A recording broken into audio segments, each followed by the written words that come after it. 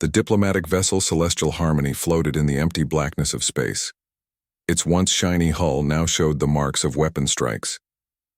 Captain Zexitaran of the Melnarian Confederacy looked through the main window at the circle of enemy Vraxian warships surrounding his ship. His large eyes blinked slowly as he tried to think of a way out. The Melnar were a peaceful people. They were scholars, scientists, and diplomats who had never built weapons or warships. Their bodies were slim and tall with blue-gray skin that gave off a soft glow when they felt strong emotions. Right now that glow was dim with fear and worry. "Captain, the shield power is down to 18%, said First Officer Kelmaran. His voice was calm, but the rapid pulsing of light beneath his skin showed his true feelings. "If they attack again, we will not survive." Captain Zexitaran nodded. "What about the distress signal?" "Still sending, but in this part of space." Kelmaran didn't finish his sentence. They both knew the truth. No one would come. No one even knew they were here. The Celestial Harmony had been on a simple mission. They were to make peaceful contact with newly found intelligent life in this part of the galaxy. The Melnarian government had sent their best diplomatic team, led by Ambassador Vril Sora. But 3 days ago, their sensors had picked up the Vraxian hunter ships. The Melnar had tried to run, but their ship wasn't built for speed. Now 32 Melnarian crew members were trapped, running out of air, and facing a species known throughout the galaxy as merciless hunters. Ambassador Vril Sora entered the bridge. Her usual graceful movements were stiff with pain from a wound she had received during the first attack. "Captain, have they made any new demands?" "The same as before. They want our ship, our technology, and us as their prisoners," Zexitaran said. "The Vraxians see us as weak. To them, that means we deserve whatever happens to us." The main screen lit up. The rough-scaled face of the Vraxian commander filled the view. War leader Kraz had skin like dark leather with raised ridges around his yellow eyes. His mouth was full of pointed teeth that showed when he spoke. "Melnarian vessel, this is your final warning. Surrender now and lower your shields. If you do this, some of you may live as our servants. If you refuse, we will destroy your ship and take what remains." Captain Zexitaran stood straighter. Despite his fear, he would not show weakness to the Vraxian. "War leader, we are a diplomatic vessel on a peaceful mission. We have no quarrel with the Vraxian people. There is nothing of value on our ship."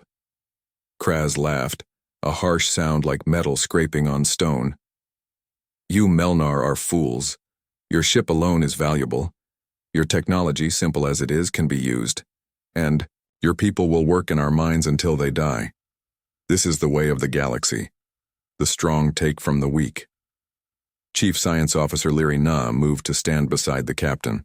Her skin flashed with anger, a rare emotion for a Melnarian. "We have studied the galaxy for 10,000 years. We have built great cities, written beautiful music, and learned the secrets of the stars. And you call us weak because we choose not to build weapons?" "Yes," Kraz said simply. "Without strength, all your knowledge means nothing. You have 1 hour to surrender before we attack again." The screen went dark. Lyri Na turned to the captain. "The shield generators cannot take another hit. We have maybe 6 hours of air left." Her voice was soft, meant only for him. "Should we begin recording final messages for our families?" Zexitaran felt the weight of 32 lives on his shoulders. He had never wanted to be the last captain of a Melnarian ship. He had dreamed of discovering new worlds, meeting new species who shared their love of knowledge, not dying in the cold emptiness of space at the hands of hunters. "Not yet," he said. "Check the sensors again. Look for anything we might have missed. A place to hide, a signal we could boost. Anything." The bridge crew returned to their tasks with new energy. They were Melnarians. They solved problems with their minds. It was who they were, even facing death. An hour passed. The Vraxian ships moved closer, tightening their circle. On the bridge of the Celestial Harmony, the crew worked in silence. Ambassador Vril Sora sat with Captain Zexitaran, quietly discussing what to do if the worst happened. Captain. The young sensor operator's voice broke the silence. I'm picking up something strange. A new ship is approaching from Sector 7. Vraxian reinforcements? Zexataran asked, his heart sinking. No, sir. I've never seen readings like this before. It's small, moving very fast. Not Vraxian design. Not like anything in our database. The main screen showed a distant point of light growing larger. The mystery ship was heading straight for them, moving at a speed that seemed impossible. They're slowing down, the sensor operator reported. Definitely not Vraxian. The design is completely different. They watched as the small vessel came to a stop just outside the circle of Vraxian hunter ships. It was sleek and compact, with strange markings on its hull. Sir, the Vraxians are moving. 2 hunter ships are breaking formation to intercept the new arrival. Captain Zexataran felt a tiny spark of hope. Not because he thought this unknown ship could save them. 1 small vessel against 7 Vraxian hunter ships had no chance. But any distraction might give them time to think of something. Anything that might help them survive. We're receiving a transmission, First Officer Kelmoran said with surprise. It's being broadcast on all frequencies from the new ship. Put it through, Zexataran ordered. A voice filled the bridge. The translator took a moment to process the unknown language, then converted it. This is Commander Alan Russell of the YAB, Earth Interstellar Survey Corps. I am observing what appears to be an act of aggression against a civilian vessel. Identify yourselves and state your intentions. The bridge crew of the Celestial Harmony looked at each other in confusion. Earth, this was not a world they knew. And what was this being doing, challenging Vraxian hunter ships? The Vraxian response came quickly. War Leader Kraz's voice boomed through the speakers. Depart immediately, unknown ship. This is Vraxian. Business. The Melnar vessel is our rightful prize. There was a pause. Then the unknown commander spoke again. I see. And the Melnar ship? Are they willing participants in this business? Hope began to grow in the hearts of the Melnarian crew. An unknown being in a small ship was questioning the Vraxians, something few in the galaxy dared to do. Captain, Lirina whispered, should we respond? Ask for help? Zexataran hesitated. Whoever this Commander Russell was, he had put himself in great danger by interfering. Would asking for help doom him as well? But what choice did they have? Open a channel, he ordered. Let us speak with this brave stranger before the Vraxians attack him too. As First Officer Kelmoran worked to establish communication, the crew of the Celestial Harmony watched the small ship position itself between them and the Vraxian command vessel. 1 small ship against hunters who had terrorized a quarter of the galaxy. For the first time in 3 long days, Captain Zexataran allowed himself to hope. Whatever happened next, they were no longer alone. Commander Alan Russell sat in the pilot seat of his small scout ship, the Lucky Star. His dark eyes focused on the 7 Vraxian hunter ships surrounding the damaged alien vessel. He had been mapping star systems at the edge of human space when his sensors picked up the standoff. Computer, analyze the damaged ship. Life signs? Alan asked. 32 life forms detected. Species unknown. Their power systems are failing. Life support at 60% and dropping. The ship's computer answered. Alan ran his hand through his short brown hair. Humanity had only achieved faster than light travel 40 years ago. In that time, they had carefully explored nearby star systems, watching and learning before making their presence known to the wider galaxy. He was supposed to observe, not interfere. But Alan Russell had never been good at watching suffering and doing nothing. Open communication channels to both ships, he ordered. After identifying himself to both parties, Alan waited for a private channel from the surrounded ship. It came quickly. This is Captain Zexataran of the Melnarian vessel Celestial Harmony. We thank you for your concern, Commander Russell, but you must leave immediately. The Vraxians will destroy you. Alan studied the alien face on his screen. Captain Zexataran had blue-gray skin that seemed to glow faintly. His large eyes blinked sideways, and he had no visible nose or ears. Despite the alien features, Alan could see the exhaustion and fear in his expression. Captain, I'm sending you information about humanity. We're relatively new to interstellar travel, but we don't abandon people in trouble. How badly damaged is your ship? A different Melnarian moved into view. I am Chief Science Officer Leary Na. Our propulsion systems are completely disabled. Shields at 17%, life support failing. We have 32 crew members, all civilians. Alan nodded. I understand. Please stand by. He switched to the channel connecting him to the Vraxian commander. War Leader Kraz glared at him through the screen. Yellow eyes narrowed. Human, this is your final warning. Depart or be destroyed with the Melnar weaklings. Alan kept his face calm. War Leader, I'm transmitting data about humanity and our diplomatic protocols. The region you're currently in borders territory under human protection. We request an immediate end to hostilities. Kraz made a harsh sound that might have been laughter. One tiny ship offers protection. The Vraxian Empire does not recognize your authority, human. While speaking, Alan was busy with his ship's computer. He instructed it to transmit selected files to the Vraxian vessels. Detailed designs of Earth's most advanced warships, historical accounts of human military conflicts, and scientific papers on human military capability. None of it was classified information, but to a species that had never encountered humans before, it would look impressive. Lieutenant Martinez, are you ready?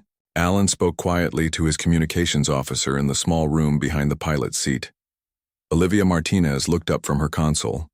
Her fingers moved quickly over the controls as she prepared the scout ship's scientific probes for a task they were never designed to do. Almost ready, Commander?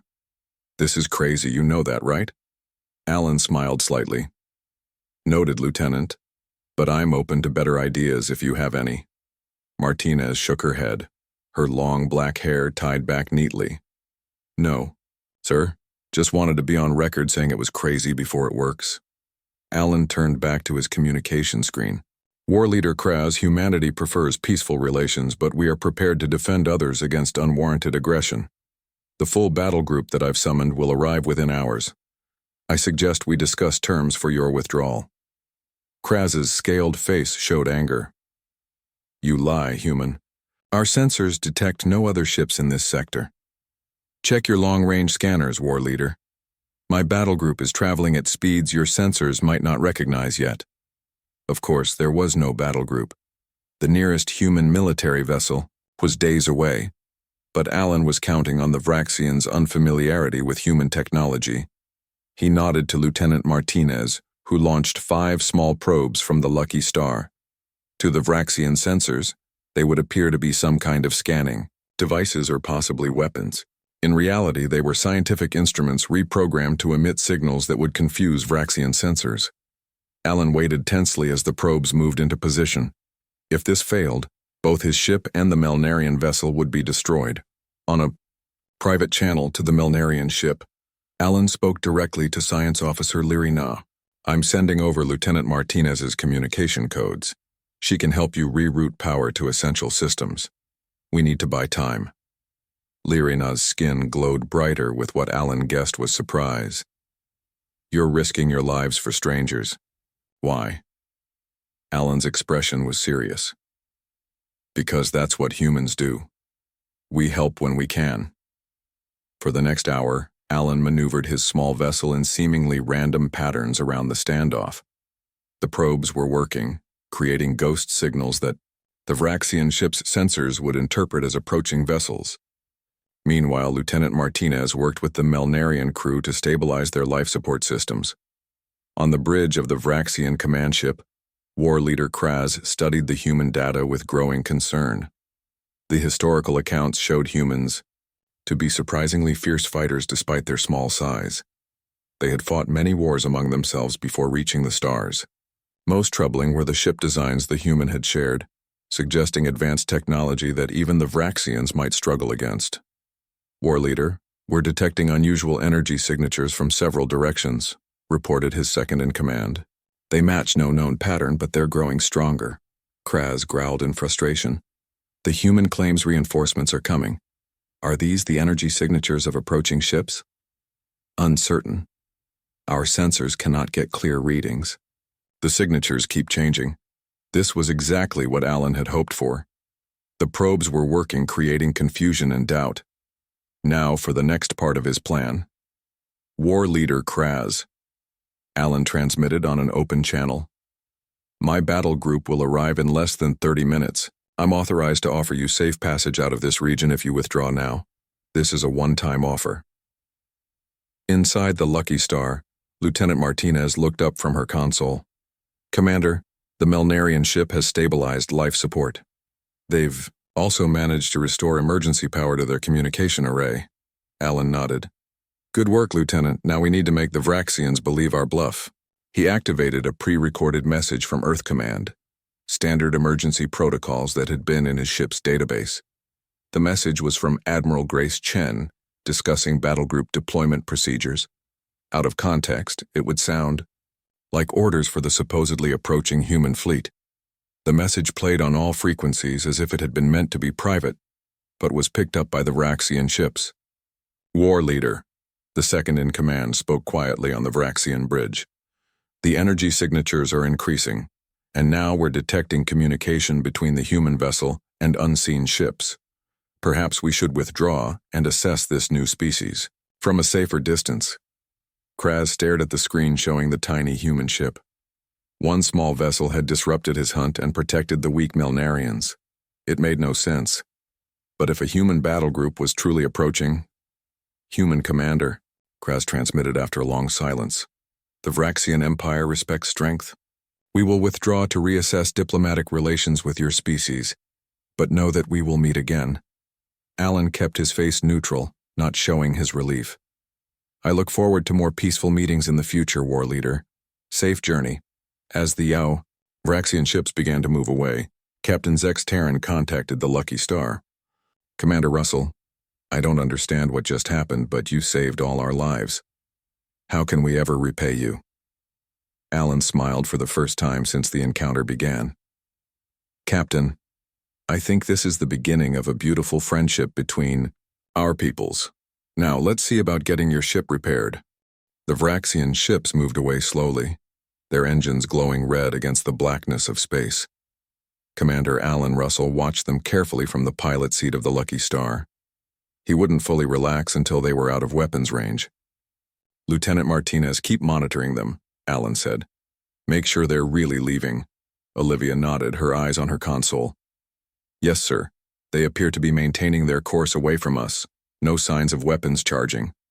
Only when the last Vraxian ship disappeared from their short-range sensors did Alan let out a long breath. His bluff had worked. Now they needed to help the damaged Melnarian ship. Open a channel to the Celestial Harmony, he said. Captain Zex Terran's face appeared on the screen. The blue-gray alien looked much less tense now, the glow beneath his skin brighter. Commander Russell, I still cannot believe what just happened. You faced the Vraxians with just one small ship. Alan smiled. Sometimes it's not about the size of your ship, Captain. It's about making the other guy think you have a bigger one waiting nearby. He paused. With your permission, we'd like to come aboard and help with repairs. Of course. We would be honored, Zex Terran said. The Lucky Star moved alongside the damaged Melnarian vessel. Alan and Olivia put on their spacesuits and crossed through the vacuum between the ships using their suit thrusters. The Melnarian airlock was larger than human standard, designed for the taller aliens. When they stepped inside the Celestial Harmony and removed their helmets, they got their first real look at the Melnarians. A group of the tall, slim aliens waited for them. Their skin colors ranged from pale blue to deep gray, all with the same gentle glow coming from beneath the surface. Captain Zex Terran stepped forward. He was taller than most, nearly 7 feet in height. Welcome aboard the Celestial Harmony, Commander Russell, Lieutenant Martinez. This is the first time Melnarians have met humans face to face. Alan looked up at the alien captain. It's our honor to be here, and please call me Alan. A female Melnarian stepped forward. I am Chief Science Officer Lirina. Your help with our systems was invaluable, Lieutenant Martinez. Olivia smiled. I'm glad I could help. Please call me Olivia. Another Melnarian joined them, wearing decorative clothing that set her apart from the others. I am Ambassador Vril Sora. On behalf of the Melnarian Confederacy, I offer our deepest thanks and friendship. Your bravery saved us all. They were led through the ship to the bridge. Alan and Olivia saw the damage the Vraxian attacks had caused. Panels hung loose from walls, lights flickered, and in some sections emergency force fields contained atmosphere where the hull had been breached. On the bridge, most of the crew stopped their work to look at the humans. For many, it was their first sight of any alien species that wasn't trying to kill them. Your ship is in bad shape, Alan said, looking at the damage reports on a main screen. We need to get you somewhere safe for proper repairs. Ambassador Vrilsora nodded. Our home system is too far with our engines damaged. Do you have a suggestion? Alan thought for a moment. There's a human outpost about 3 days from here, at standard speed. My ship could tow yours there. They have repair facilities and medical staff. First Officer Kelmoran looked doubtful. Your ship is much smaller than ours. Can it really tow us? Olivia smiled.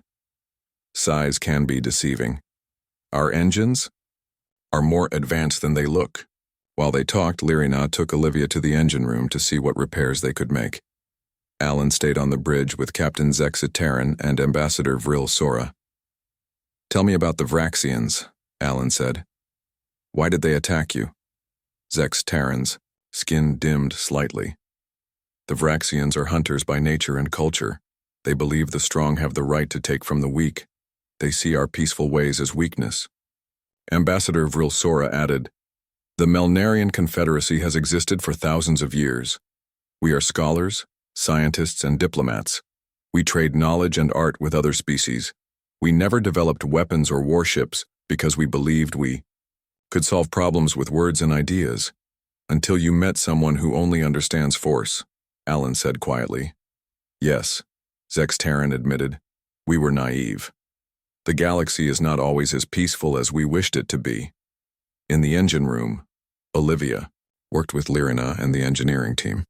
They managed to restore partial power to some systems. Olivia was impressed by the Melnarian technology. It was different from human designs, but elegant and advanced in its own way. Your power distribution system is amazing, Olivia told Lyrina. It's more efficient than anything we have. Lyrina's skin glowed brighter with what Olivia now understood was pleasure. Thank you. It was designed to use as little energy as possible while maintaining maximum function. We've always valued efficiency. But you never thought to build weapons, Olivia said. No. We believed there was always a better solution than violence. Lyrina paused. Until the Vraxians found us. They gave us no choice, no chance to talk. Back, on the bridge, Alan had connected his ship's computer to the Melnarian systems. He was sending a long-range message to the human outpost. I've contacted Outpost Horizon, he told Captain Zexitaran. They're expecting us. They'll have repair crews ready when we arrive. And the Vraxians? The captain asked. What if they return with more ships?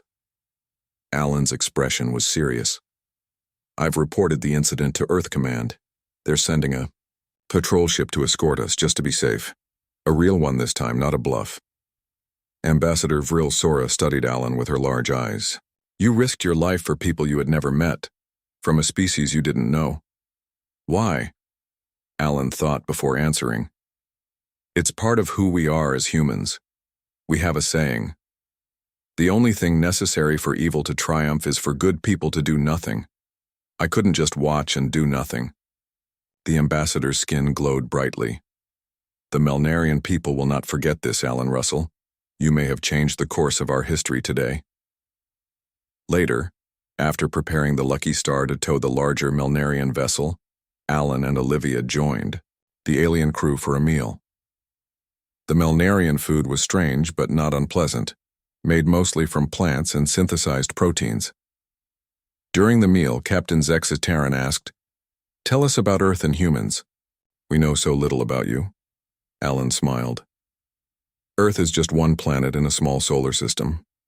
We're newcomers to space travel compared to many species, but we're explorers at heart. And fighters when needed, Ambassador Vrilsora noted. Yes, Alan admitted. Our history has much conflict in it. We've fought many wars among ourselves. But we've learned from that history. We try to find peaceful solutions first. But you're prepared for when those solutions fail, Zextaran said.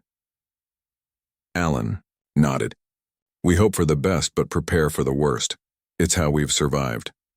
Olivia added, We're also very curious. We want to learn about everything and everyone we meet. That's why we have ships like the Lucky Star exploring the edges of known space. As they talked, the Melnarians shared stories of their own civilization, their art and science, their philosophy of peaceful cooperation. Alan and Olivia told them about Earth's different cultures, music, and literature. By the end of the meal, both sides felt less like strangers and more like new friends discovering common ground despite their differences. Tomorrow, we begin our journey to your outpost, Captain Zexitaran said as the gathering ended. I believe this is the beginning of a long friendship between our peoples. Alan smiled. I think you're right, Captain.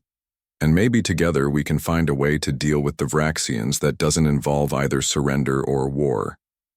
I hope so, the captain said. For now, we owe our lives to the human who showed up when we had lost all hope. Morning came, marked only by the ship's cycle of lights brightening in the crew quarters. Alan woke early and returned to the Lucky Star to prepare for towing the Melnarian vessel. Olivia joined him after sharing breakfast with some of the alien engineers. They're amazing people, Olivia said as she helped Alan connect the towing cables. So open and curious. They asked me 1,000 questions about Earth. Alan nodded. Same with Captain Zex's Terran. He was up late asking about human history, our governments, our technology. He paused his work. It's strange to think that if we hadn't been mapping this sector, they would all be dead or captured now. Luck or fate, Olivia said with a small smile. Either way, I'm glad we were here. Once the towing system was ready, Alan returned to the Celestial Harmony to coordinate with the bridge crew. The plan was simple but would require careful execution.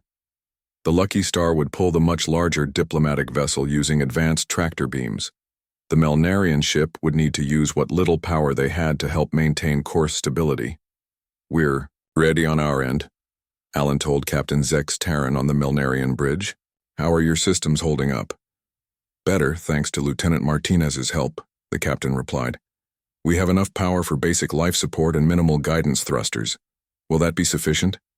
It should be, Alan said. The journey will take about 3 days at the speed we'll need to maintain with the towing setup. First Officer Kel Moran looked concerned. Our food supplies are limited. With life support drawing most of our power, the food synthesizers are offline. We have extra rations on the Lucky Star, Olivia offered. Not Melnarian cuisine, but nutritionally compatible based on the analysis we did yesterday. Ambassador Vrilsora had joined them on the bridge. Your generosity continues to surprise us humans.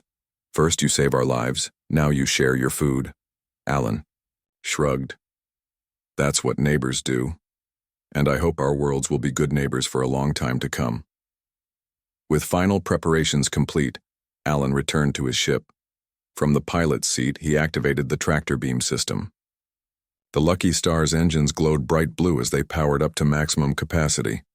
Celestial Harmony, we're beginning tow procedures, Alan said through the communication link.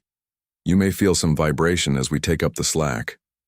The small, human ship moved forward slowly.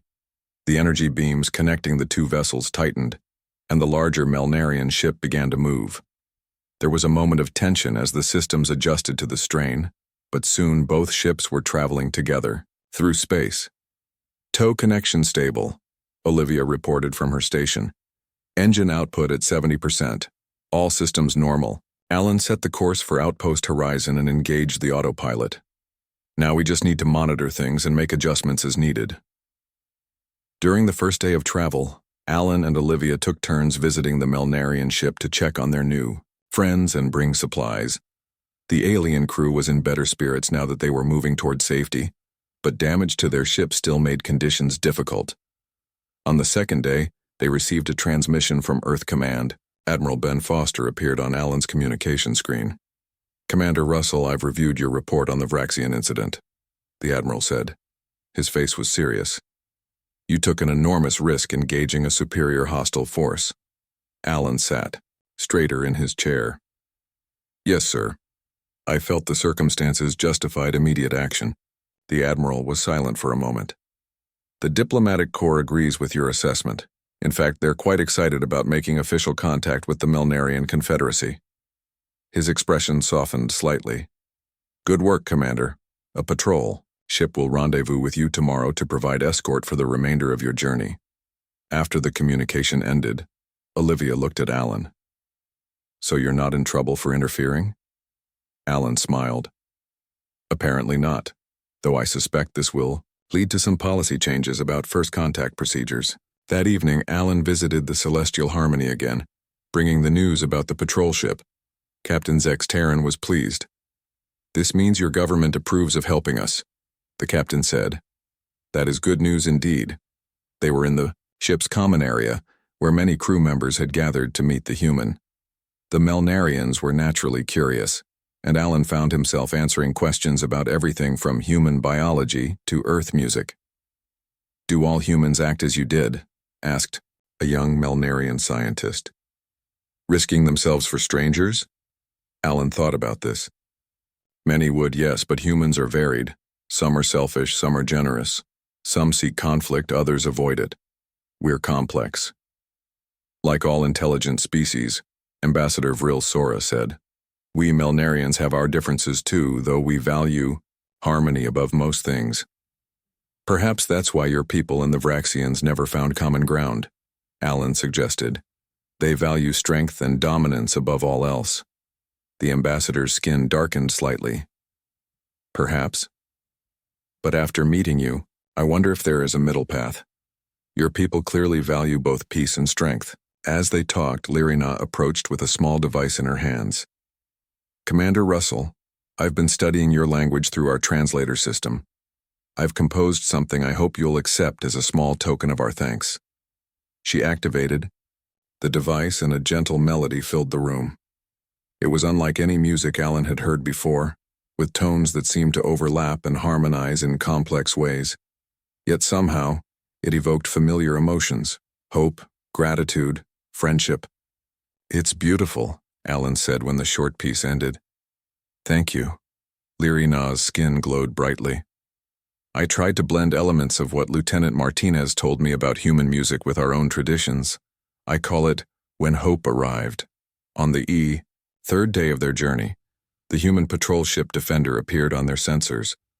It was much larger than the Lucky Star, a proper military vessel with weapons and heavy shields. Captain Susan Kelly of the Defender contacted them immediately. Commander Russell, we're here to escort you and the Melnarian vessel to Outpost Horizon. Our sensors show no signs of Vraxian activity in the region, but will maintain defensive positions just in case. With the Defender's arrival, Alan could release the towing system. The patrol ship had more powerful tractor beams that could move the damaged Celestial Harmony more quickly and safely. As they approached Outpost Horizon, Alan received a private message from Ambassador Vril Sora. Commander, Alan, I have been in contact with my government, the ambassador said. The Melnarian High Council wishes to establish formal diplomatic relations with Earth. They are sending a proper diplomatic mission to meet us at your outpost. Alan smiled. That's wonderful news, Ambassador. I'm sure Earth will welcome your diplomats with open arms. The ambassador's expression grew serious. This encounter may change the course of Melnarian history. For thousands of years, we believed we could exist in the galaxy through peaceful means alone. Now we understand that sometimes strength is needed to defend peace. Finding that balance is hard, Alan admitted. Humans have struggled with it throughout our history. Perhaps our peoples can learn from each other, Vril Sora said. You can teach us about strength, and we can share what we know about harmony. As Outpost Horizon came into view, a large space station orbiting a small moon, Alan felt a sense of pride. What had begun as a routine mapping mission had turned into a first contact situation and perhaps the beginning of an important alliance. The galaxy was about to change because a human showed up at the right moment. Outpost Horizon grew larger in the view screen as the three ships approached. It was a wheel-shaped station with long spokes connecting to a central hub. Lights glowed from hundreds of windows, and communication dishes extended from its upper section. Several human ships of different sizes were docked at various points around the wheel. Celestial Harmony, this is your first time seeing a human station, Alan said over the communication link. What do you think? Captain Zexitaran's voice came back with a note of wonder.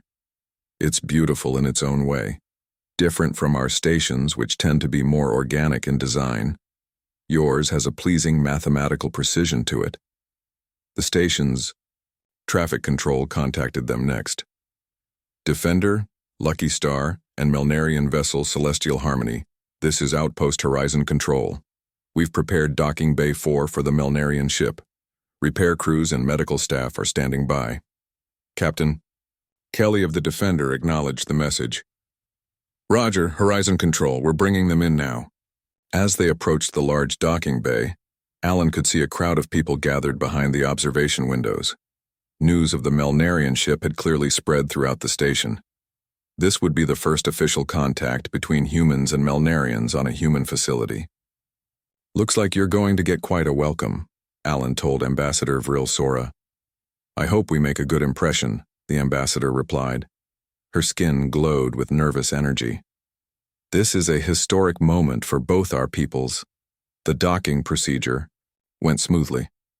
The Defender's tractor beams guided the damaged Celestial Harmony into the massive bay, where mechanical arms extended to secure it in place. The Lucky Star docked at a smaller bay nearby. Alan and Olivia quickly made their way through the station to meet the Melnarian crew as they disembarked.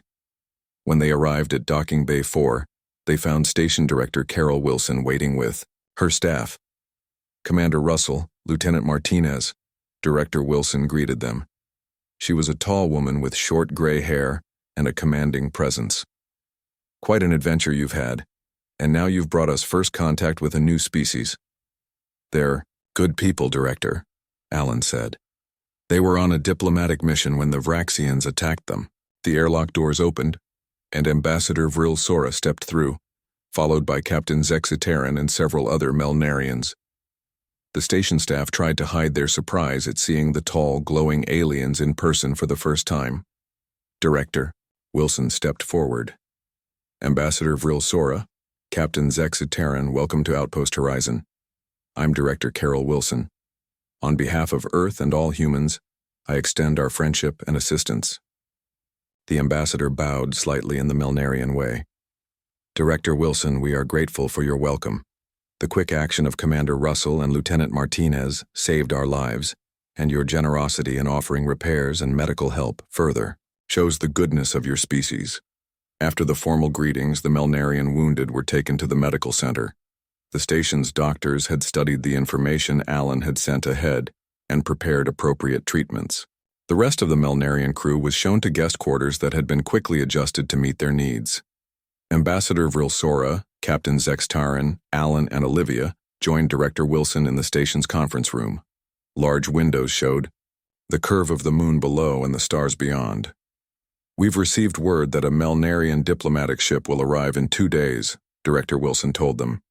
In the meantime, our repair teams have begun work on your vessel. The damage is extensive, but we believe we can have it space-worthy again within a week. That is most generous, Captain Zexitaran said. We would be happy to share our technology and knowledge in return. The ambassador nodded. Yes. My government has authorized me to begin preliminary discussions about an exchange of information and possible alliance. Director Wilson looked pleased. That would be most welcome, Ambassador. Earth is always eager to make new friends among the stars. Later that day, Alan and Olivia showed the Melnarian leaders around the station. The aliens were curious about everything, from the hydroponics gardens that grew fresh food to the observation deck where off-duty crew members relaxed. In the station's main dining hall, they attracted much attention. Humans stopped eating to watch the tall, glowing aliens walk by. Some approached cautiously to introduce themselves, and the Melnarians responded with friendly grace. Your people are not afraid of us, Lirina commented to Olivia, even though we look so different. Olivia smiled. Humans are curious by nature. And many of us have dreamed of meeting alien species since we were children. It's exciting, not frightening. That evening, Director Wilson hosted a small dinner for the Melnarian officers and the humans who had rescued them.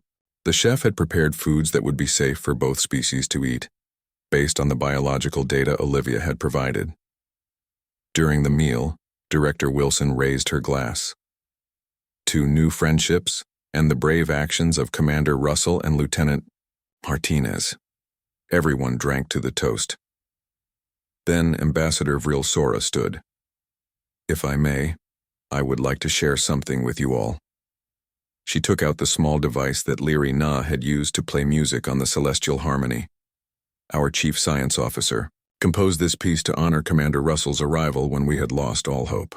With your permission, I would like all of you to hear it. The beautiful alien melody filled the room. The humans listened in wonder to the complex harmonies that somehow spoke directly to their emotions. When it ended, there was a moment of silence before they applauded. Music truly is universal, Director Wilson said. Different in form, but the same in how it touches us. 2 days later, the Melnarian diplomatic vessel arrived at Outpost Horizon. It was much larger than the Celestial Harmony and undamaged, its hull gleaming in the light of the local star. A formal delegation of 12 Melnarian diplomats came aboard the station to begin official talks with Earth representatives. Alan and Olivia were invited to attend the first meeting. They sat quietly as Ambassador Vrilsora introduced the head diplomat, Elder Nex Voren, who had traveled directly from the Melnarian homeworld. We have heard the remarkable story of our people's rescue, Elder Nex Voren said, his voice deep and his skin glowing with formal patterns. One small human ship stood against 7 Vraxian hunters to save strangers. This speaks volumes about the character of humanity. The Earth representatives, led by Director Wilson, expressed their hope for a long and beneficial relationship between their peoples. The formal talks would continue for many days, but the foundation had been laid for an alliance. After the meeting, Elder Nex Voren approached Alan and Olivia. Commander Russell, Lieutenant Martinez, the Melnarian people will remember what you did for many generations to come. You showed us that there is a middle path between complete pacifism and aggressive force. It is a lesson we needed to learn. Alan nodded. We're still learning that balance ourselves, Elder. Perhaps our peoples can find it together. 1 week later, repairs on the Celestial Harmony were complete. The ship would return home with the diplomatic vessel, carrying news of the alliance with humans. Ambassador Vrilsora and Captain Zextaran came to say goodbye to Alan and Olivia before their departure. This is not an ending, but a beginning, the ambassador said.